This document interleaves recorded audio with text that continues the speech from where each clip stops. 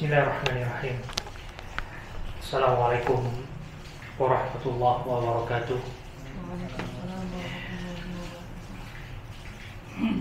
Innal hamdalillah nahmaduhu wa nasta'inuhu wa nastaghfiruh wa na'udzu billahi min shururi anfusina wa sayyiati a'malina. Man yahdihillahu fala mudilla lahu wa man yudlil fala hadiya lahu. Asyhadu an la ilaha illallah wahdahu la syarika lah wa asyhadu anna Muhammadan abduhu wa rasuluh. Ya ayyuhalladzina amanu taqullaha haqqa tuqatih wa la tamutunna illa wa antum muslimun. Wa ya ayyuhan nas ittaqu rabbakum alladzi khalaqakum min nafsin wahidah wa khalaqa minha zawjaha wa bassa minhuma rijalan katsiran wa nisaa'a wattaqullaha alladzi tasaaluna bihi wal arham innallaha kana 'alaykum raqiba. Wa ya ayyuhalladzina amanu taqullaha wa qulu qawlan sadida yuslih lakum a'malakum wa yaghfir lakum dhunubakum wa may yuti'illaha wa rasulahu faqad faza fawzan 'azima. Fa inna asdaqal hadithi kitabullah wa khairal huda huda Muhammadin sallallahu alaihi wasallam wa syarrul umuri muhdatsatuha fa inna kulla muhdatsatin bid'ah fa inna kulla bid'atin dhalalah. Hadirin dan hadirat pemirsa yang menyaksikan dari manapun Anda berada, segala puji hanya milik Allah Subhanahu wa Ta'ala, dan kita bersalawat serta mengucapkan salam kepada Nabi kita Nabi Muhammad sallallahu alaihi wasallam, yang semoga salawat dan salam itu juga Allah limpahkan untuk keluarga beliau, untuk putra-putri beliau, untuk seluruh sahabat Nabi. Semoga Allah meridhai serta mengumpulkan kita bersama mereka. Amma ba'du, kembali di majelis belajar muamalah online dari nol ya. Ini adalah pertemuan ketiga dan kita akan berbicara tentang masalah goror, transaksi goror. Transaksi goror itu transaksi yang secara bahasa ringkasnya transaksi yang tidak jelas ya. Karena diantara indikasi transaksi itu tidak syar'i, transaksi itu haram ya, terdapat goror di dalamnya. Nah, goror ini kata dasar ya, dari qorrara yuwarriru tagriran, yang artinya membahayakan. Nah, goror juga berarti menipu ya. Di Al-Quran Allah berfirman, wala yaghurrannakum billahi ghurur ya, jangan sampai si penipu itu, si syaitan itu memperdaya kalian dalam menaati Allah Subhanahu wa Ta'ala ya. Intinya para ulama seperti Syekhul Islam Ibnu Taimiyah mendefinisikan gharar itu adalah jual beli yang enggak jelas konsekuensinya ya. Nah, majhulul akibah. Baik. Jadi intinya adalah al-jahl ya, jahal, ketidakjelasan. Sehingga ada mukhatarah, ada spekulasi, ada untung-untungan. Mirip dengan judi memang iya. Bedanya apa? Kalau gharar itu pada transaksi, kalau judi pada permainan. Ya, jadi sama-sama ada spekulasi, sama-sama ada untungan. Kalau dia pada permainan namanya judi, kalau dia pada transaksi itu namanya gharar ya. Nah, ini kita tahu bersama di antara dampak judi itu adalah innama yuridu syaitan an yuqi'a bainakumul adawah, permusuhan. Ya, permusuhan wal baghdha, kebencian. Itu yang ada di antara sebab dampak buruk perjudian ya, dan juga khamar. Wa yasuddakum an dzikrillah, menghalangi dari mengingat Allah Subhanahu wa Ta'ala, wa anis shalah, enggak salat juga. Fal antum muntahun, ya sudah berhentilah kata Allah Subhanahu wa Ta'ala. Al-Maidah 90-91. Baik, di antara bentuk gharar, kasus jual beli lapak. Ya, lapak jualan sate contoh. Baik. Penjual lama mau pindah. di sini di lapak ini sudah ada pelanggannya, sudah ramai. Penjual lama mau pulang kampung. Kemudian ya, ini peluang bisnis yang menggiurkan. Siapa mau jualan sate di sini, saya jual peluang jualan di sini harga 20 juta ya, bersama gerobaknya. Misalkan. Padahal jual gerobak sama peralatan untuk bikin sate paling 5 jutaan. Tapi kenapa di markup harganya sedemikian rupa? Karena ada peluang tadi. Sehingga transaksi jual belinya bukan jual beli benda, tapi jual beli peluang. Sedangkan peluang ini masih belum pasti. Nah, itu namanya gharar, itu seperti itu, ketidakpastian ya. Ya bisa jadi ketika berganti penjual, berganti juga pelanggan, ya kan? Karena tadi masih sifatnya peluang. Nah, karena rezeki itu sekali lagi masing-masing. Bisa jadi juga lebih banyak pelanggannya. Nah, sehingga kalau objek transaksi tidak jelas ya, maka inilah yang dikatakan sebagai mukhatarah ya.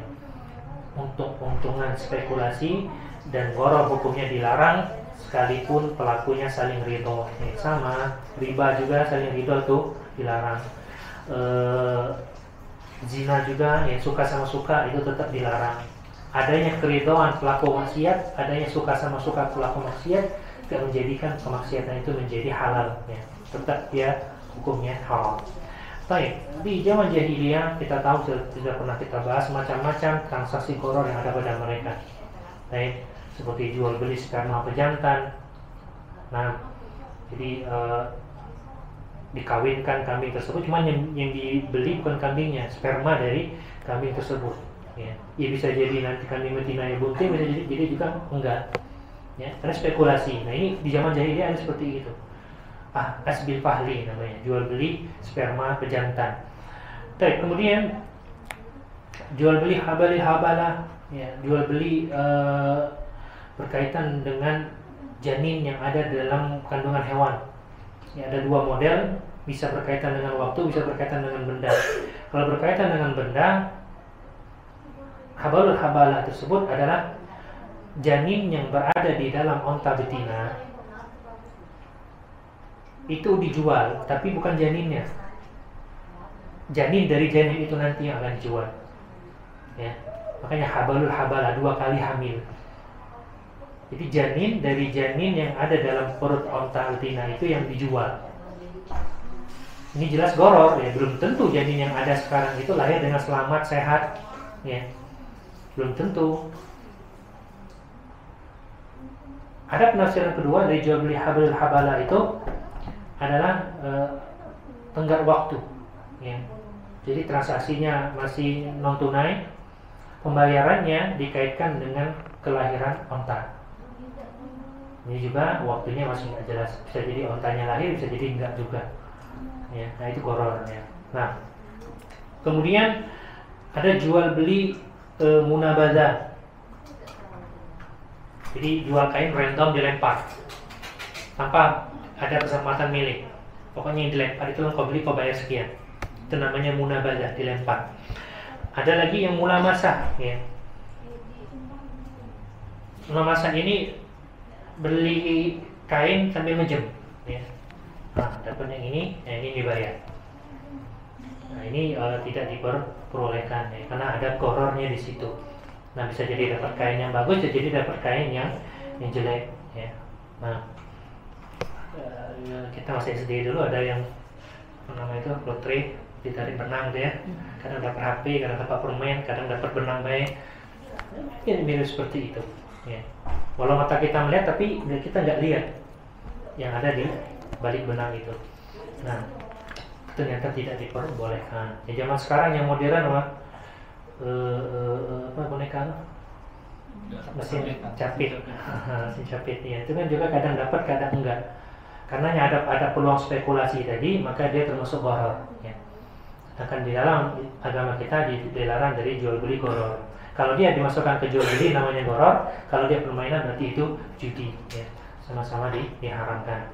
Dan kemudian juga yang dilarang, dan ini sudah ada sejak zaman jahiliyah, adalah bai'ul hasah, jual beli dengan kerikil.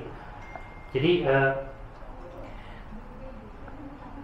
ridho nggak ridho, kalau kerikil ini kau lempar kena, maka transaksi kita jadi ya, mau ridho mau enggak. Ini jadi sifat pemaksaan. Itu bai'ul hasah. Kemudian jual beli sistem ijon, ya. Buah itu belum matang di pohon, kemudian sudah diborong dengan harga kulakan, ya. Perkiraan berapa di pohon tersebut, tapi belum ada yang matang. Ini juga dilarang. Ini sudah ada sejak zaman jahiliyah. Maka Nabi kasih solusi, ya. Apa kata Nabi SAW? La tabi' thimar hatta tuzhiyan. Jangan buah itu dijual sampai nampak tanda dia masak, ya. Jadi kalau satu pohon itu sudah ada nampak tanda masak, walaupun satu buah, baru boleh dijual semuanya. Tapi kalau belum ada yang masak, bahkan mungkin baru berbunga, maka itu tidak diperbolehkan, ya. Tapi sudah kasih solusinya untuk transaksi ijon, ya. Bagaimana jalan keluarnya. Sehingga gharar itu dilarang dalam transaksi karena paling tidak dua hal, ya. Tidak jelas dalam objek, atau tidak jelas dalam akad. Bisa jadi objeknya nggak jelas, ya, yang didapatkan hanya peluang bukan barang, yang peluang itu bisa terjadi atau tidak. Bisa jadi juga karena akadnya yang gharar, ya, salah satunya pasti mendapatkan kerugian, seperti itu. Maka ketika transaksi ini dilakukan, ya, maka itu bisa mengakibatkan adanya permusuhan di antara sesama kaum muslimin, ya. Maka dalam Islam dilarang. Tapi ada gharar yang dia tidak dilarang, ya. Kenapa? Seperti Imam Ibn Rushd, ya. Ibn Rushd ini ulama dari Andalus, Spanyol sekarang, yang orang-orang Eropa memanggilnya dengan Averroes. Beliau mengatakan gharar itu ada dua. Ada gharar yang mu'athir, ada gharar ghairu mu'athir. Mu'athir ini yang mempengaruhi akad, ghairu mu'athir tidak mempengaruhi akad, ya. Ada 4 keadaan di mana gharar bisa mempengaruhi akad, ya. Yang pertama, berpengaruh kepada kelanjutan jual beli dan memungkinkan untuk dihindari. Artinya, ya, kalau ghararnya besar, itu tidak bisa toleransi dan memungkinkan untuk dihindari, maka tidak bisa toleransi. Tapi kalau ghararnya kecil, tidak terlalu diperhitungkan dampaknya, maka tidak berpengaruh. Contoh, kita beli motor, beli mobil, kita kan nggak tahu detail isi mesinnya itu apa, bautnya ada berapa, ya kan? Kemudian selang-selangnya ada berapa, kabelnya ada berapa panjang, kita kan nggak tahu detailnya. Itu gharar, nggak jelas memang. Tapi ghararnya sifatnya kecil, ya, tidak berpengaruh dan tidak terlalu diperhitungkan, maka diperbolehkan. Kita beli rumah, fondasinya ini menghabiskan berapa banyak sak semen misalkan, ya, berapa besi yang dipakai, itu kan kita nggak tahu, dan nggak mungkin juga orang beli rumah sedetail itu. Maka itu gharar yang masih bisa ditolerir, ya. Nah, karena tidak berpengaruh kepada akad. Kemudian gharar itu menjadi tujuan utama transaksi. Ini berpengaruh, ya, sehingga dia nggak boleh kalau dia tujuan utamanya. Tapi kalau dia bukan tujuan utama, ya, dia hanya sekedar mengikuti keadaan transaksi, boleh. Karena ada kaidah at-tabi fil wujud tabi fil hukmi. Sesuatu yang keberadaannya hanya sebagai pengikut, maka dia hukumnya sama dengan yang diikutkan. Baik. Contoh, kita nggak boleh jual janin hewan. Nggak boleh karena gharar, ya. Bisa jadi janin itu jantan, bisa betina, bisa hidup atau tidak, bisa sehat atau tidak. Tapi kalau yang dijual adalah induknya, maka boleh. Janinnya juga dimanfaatkan. Kenapa? Yang jadikan transaksi utamanya jual beli induk dari janin ini bukan pada janinnya, ya. Sehingga keberadaan gharar pada janin tadi itu bukan tujuan utama dari transaksi, sehingga dimaafkan. Baik. Maka contoh, ya, asuransi kezolim, ya, karena ghararnya besar ya asuransi itu. Tapi tak kalah kita beli tiket transportasi umum, dipastikan ada asuransi di sana. Namun asuransi ini sifatnya hanya mengikuti tiket yang kita beli tadi, bukan transaksi utama, ya. Maka asuransi pada seperti itu diperbolehkan, ya, karena tidak bisa dihindari dan itu memang mengikuti dari tiket yang kita beli. Nah, tapi kalau kita sengaja membeli asuransi secara terpisah, maka ini yang tidak diperbolehkan karena ghararnya sangat besar. Baik. Kemudian asuransi pekerjaan contohnya juga. Zaman sekarang hampir semuanya ada. Nah, akan diwajibkan oleh perusahaan biasanya. Nah, ini juga sama sifatnya mengikuti. Karena kenapa? Ketika seorang bekerja pada suatu instansi, pada suatu perusahaan, tujuannya untuk cari kerja dapat gaji, bukan untuk cari asuransi tadi, ya. Asuransi kesehatan kah itu, asuransi apakah itu, ya. Maka ini juga diperbolehkan untuk yang bekerja, termasuk juga orang-orang yang bekerja di lembaga atau instansi pemerintahan, ya. Kan pasti mengikuti asuransi-asuransi seperti itu. Tapi kemudian contoh lagi dari Ijon tadi, membeli pohon yang sudah ada calon buahnya.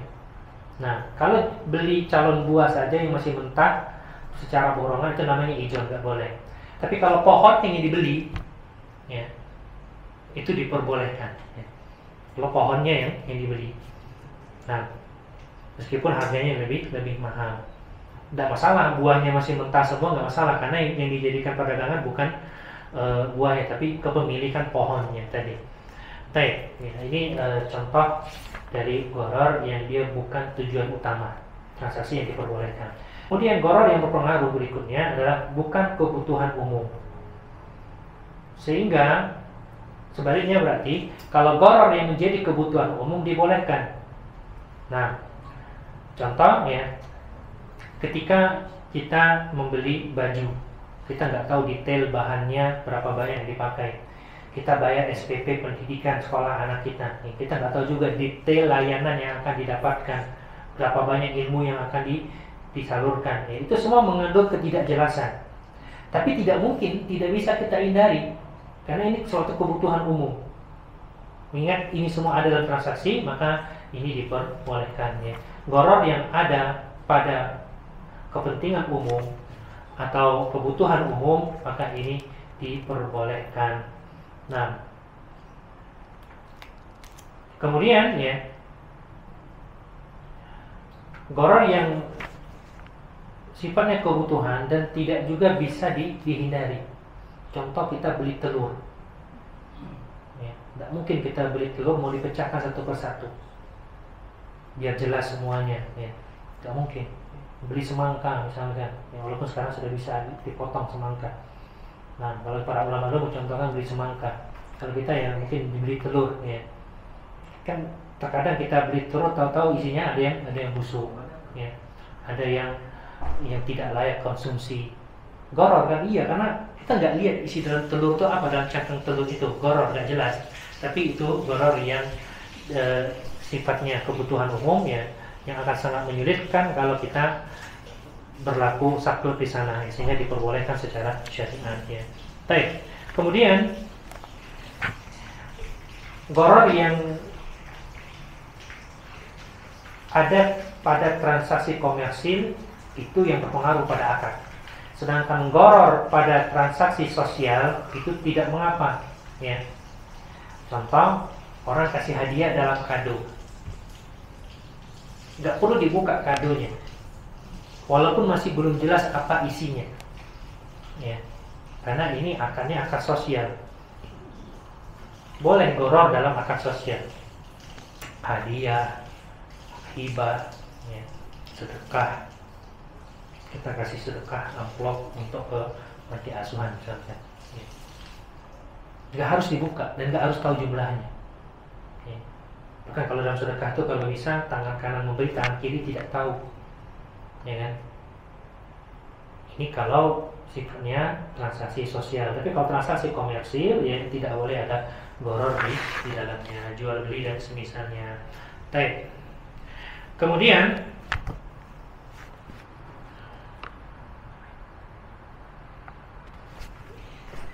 peluang gharar pada transaksi online, ya.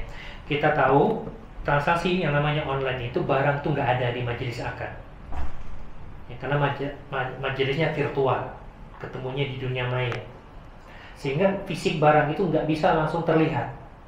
Apakah ini termasuk ketidakjelasan yang dilarang? Maka kita kembalikan ke pembahasan sebelumnya. Bukan termasuk syarat dalam bertransaksi, ya, barang itu harus terlihat secara fisik. Baik. tidak menjadi syarat dalam sebuah transaksi barang itu harus terlihat secara fisik. Justru ya, untuk mengetahui barang itu bagaimana kriterianya, bagaimana bentuknya, itu bisa dengan dua cara. Selain melihat fisiknya langsung, bisa dengan kriteria atau ciri-ciri barang. Selama telah dijelaskan penjual ya tentang kriteria barang yang dia jual dari semua informasi yang dibutuhkan, maka ini sudah dianggap mewakili kejelasan terhadap barang. Sehingga jual beli online bukan jual beli jahalah ya, karena pasti orang jual beli online ada deskripsi barang. Nah, ya. Apa batasannya ya? Selagi penjelasan itu tidak berpotensi memicu terjadinya kesalahpahaman, sengketa antara penjual dan pembeli, maka itu dikatakan barang yang jelas walaupun tidak terlihat di dunia nyata. Baik. Tapi kan ada bagian yang tidak jelas di sana. Nah, iya, masih ada memang barangnya nggak kelihatan secara fisik ya. Tapi unsur gharar di sini sangat kecil sehingga tidak sama sekali mempengaruhi akad ya dalam transaksi online.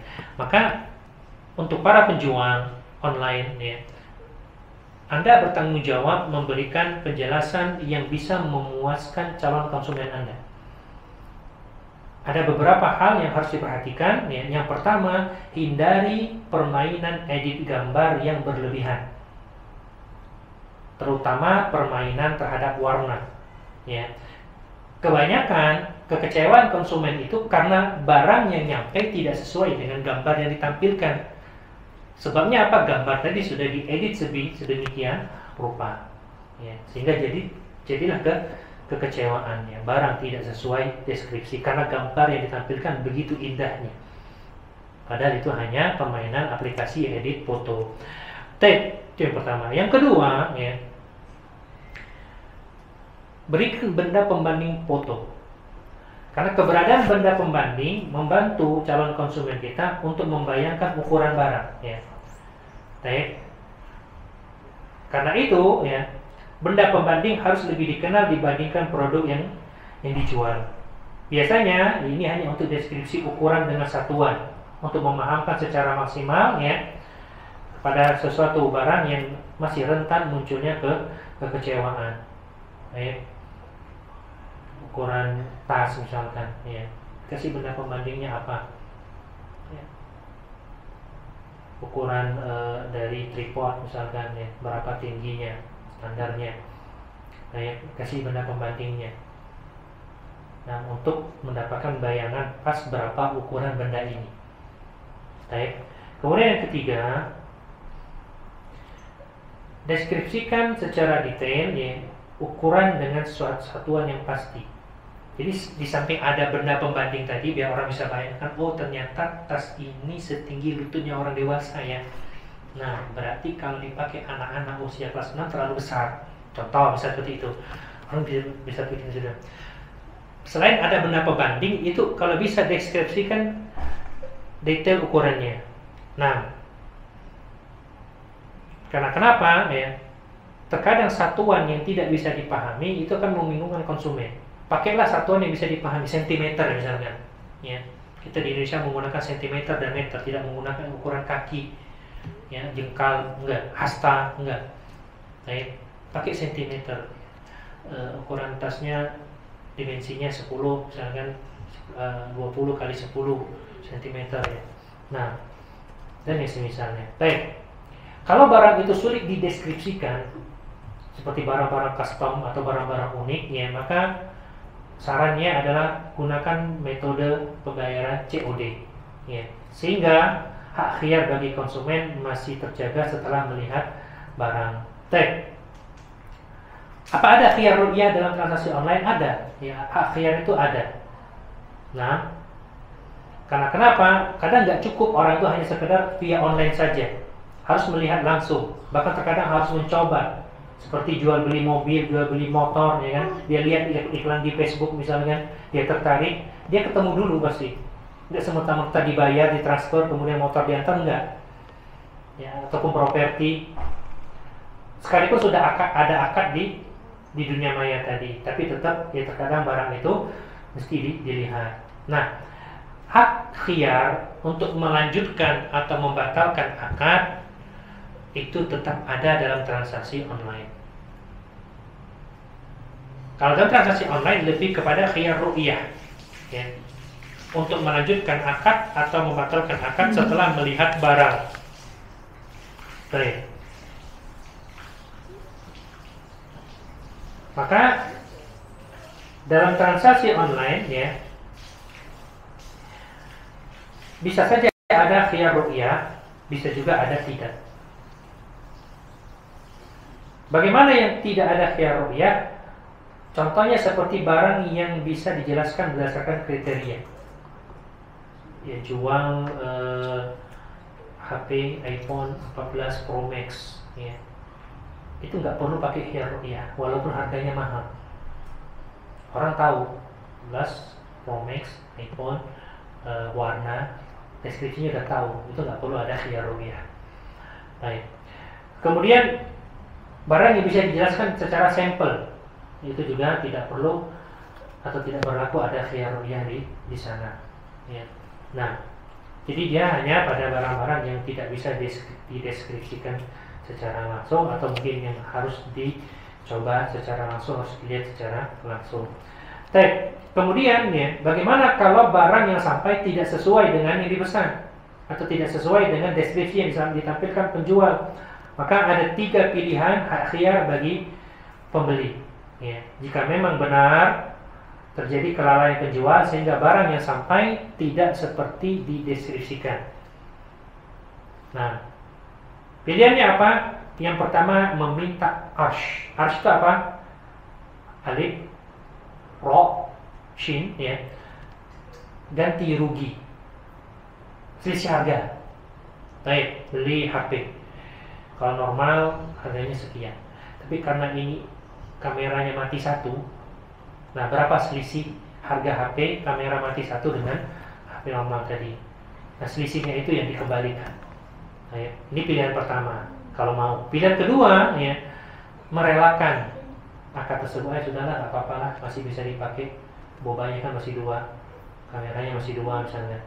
Ya, nggak apa-apa, satu nggak berfungsi. Misal contoh. Atau pilihan ketiga membatalkan akad. Ini barang nggak sesuai dengan display yang ada di marketplace-nya. Saya minta dikembalikan barang, uang saya harus dikembalikan. Saya kirim barangnya hari ini juga. Itu nggak apa-apa, itu hak dari pembeli. Ya. Jadi 1 dari 3 pilihan di atas, ketika barang itu tidak sesuai, itu jadi hak pembeli. Ya, meminta harus selisih harga atau merelakan, ya nggak apa-apa, atau dia mengembalikan barang atau membatalkan akad tersebut. Baik.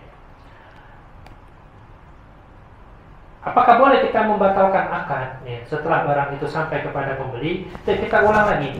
Akad itu ada 2 dari sisi keterikatan akadnya, ya, atau konsekuensi dari keterikatannya. Ada akad yang mengikat, ada akad yang tidak mengikat. Ya, kalau dia mengikat, tidak bisa dibatalkan secara sepihak. Contoh jual beli, sewa menyewa, ya. Baik penjual ataupun pembeli tidak boleh membatalkan transaksi mereka yang sudah terjadi telah dilaksanakan secara sepihak. Makanya terkadang sebagian tempat itu, sebagian toko itu, ya, menuliskan, ya, barang yang sudah dibeli tidak bisa ditukarkan kembali, ya. Karena dia sudah tidak ada pilihan lagi, sudah mengikat, tidak bisa dibatalkan secara sepihak. Ada akad yang jaiz, akad yang tidak mengikat, ya, sehingga boleh dibatalkan walaupun hanya sepihak. Nitip, akad perwakilan, ya, akad kerjasama, syarikah.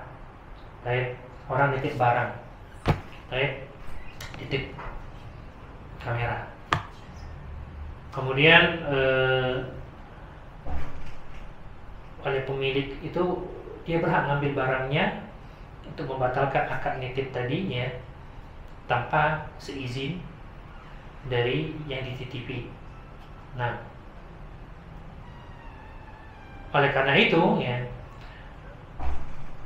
karena 2 akad yang berbeda tadi kelazimannya, akad jual beli yang sifatnya lazim, ya, itu tidak boleh dibatalkan secara sepihak.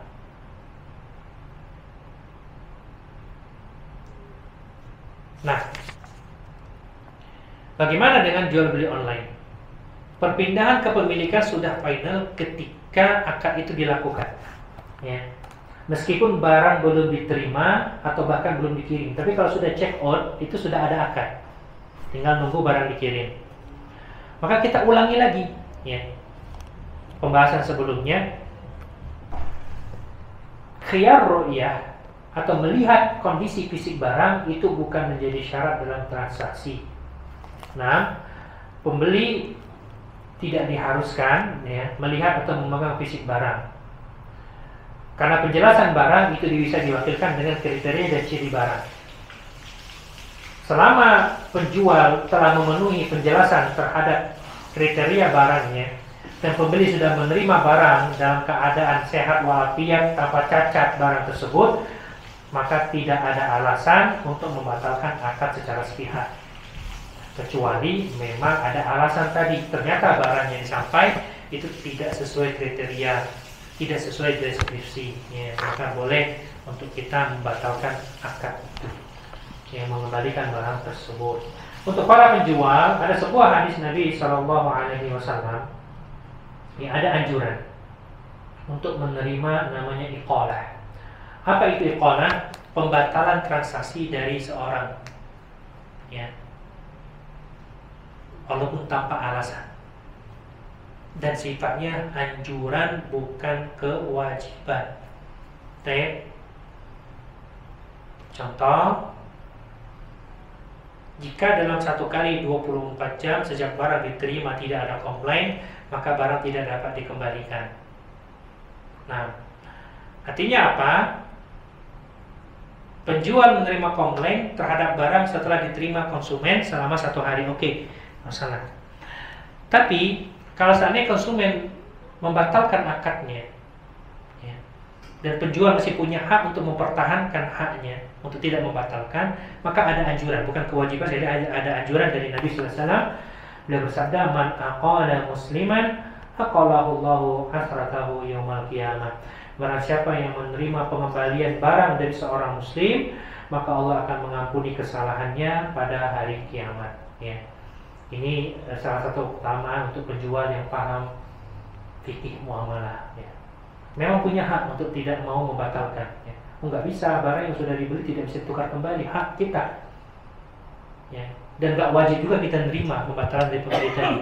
Tapi ada anjuran yang Allah akan menjanjikan ya, pembatalan kesalahan kita pada hari kiamat nanti ya. Karena kita berdagang, tujuan kita sekali lagi tidak hanya cari untung di dunia, tapi juga cari surga di akhirat nanti ya. Hadza wallahu a'lam bishawab. Ini bisa disampaikan. Wassallallahu ala nabiyina Muhammad wa ala alihi wasallam wa ala alhamdulillahirabbil alamin.